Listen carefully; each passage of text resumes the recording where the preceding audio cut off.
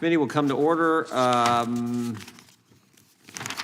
Pursuant to notice, I call up H.R. 988 for purpose of markup and move that the committee reported favorably to the House. The clerk will report the bill. H.R. 988. Without objection, the bill will be considered as read and open for amendment at any point. The chair recognizes himself for an opening statement. H.R. 988 is a bill to amend Title 36 of the United States Code to move the place of incorporation and domicile of the National Women's Relief Corps to Illinois, to move that principal office of such corps to Murphysboro, Illinois.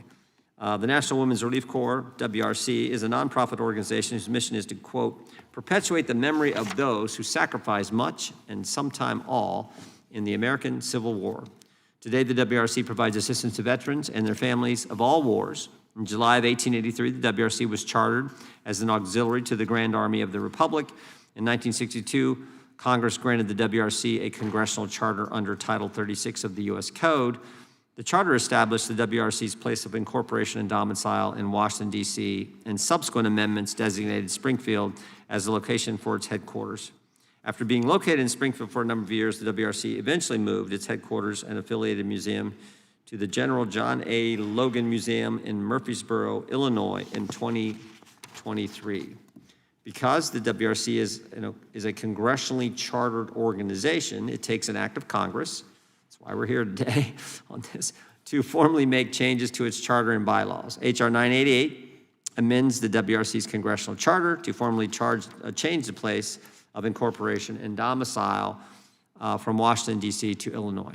The bill further amends the charter by moving the location of the WRC headquarters from Springfield, Illinois to Murphysboro, Illinois. I urge my colleagues to join me in supporting this bill, and the chair now recognizes the ranking member, the gentlelady from Vermont. Thank you, Chairman Jordan.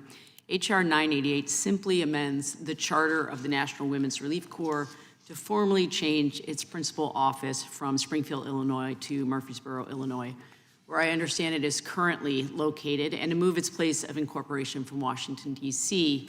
to Illinois.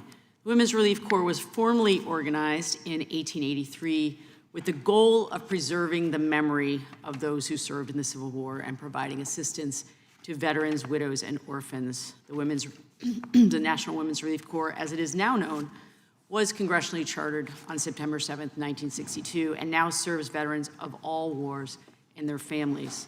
Congress has incorporated both public and private organizations since 1791, and while organizations are free to incorporate under District of Columbia laws or the laws of any other state, many continue to seek charters from Congress for the related prestige, which can help expand membership and increase fundraising. More than 90 organizations have a congressional charter, and many of those organizations have principal offices and places of incorporation outside of the District of Columbia. For example, the Agricultural Hall of Fame is incorporated in Kansas, where it's located.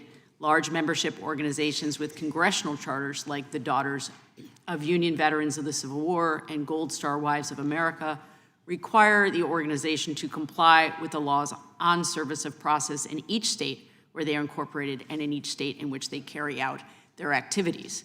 Supporting organizations like the National Women's Relief Corps is all the more important given this particular administration gutting programs that support veterans, including decimating staff at the Veterans Crisis Line and the Veterans Health Administration, and making dramatic cuts to programs that veterans rely on, like SNAP and Medicaid.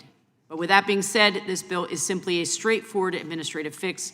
I support this bill, and I yield back. The gentlelady yields back. I appreciate her mentioning the Agriculture Hall of Fame, which is in Mr. Smith's district.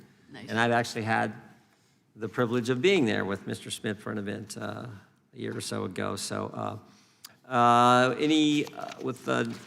without objection, what I got to read here. Without objection, all of the opening statements will be included in the record. Who seeks recognition? The question is on favorably reporting the bill. All those in favor say aye. Aye. Those opposed, no. The ayes have it, and the bill is ordered to be reported favorably to the House. Members will have 2 days to submit views. Without objection, the bill will be reported as a single amendment in the nature of a substitute, incorporating all adopted amendments, and staff is authorized to make technical and conforming changes. That concludes the committee's business for this meeting, and the meeting is adjourned.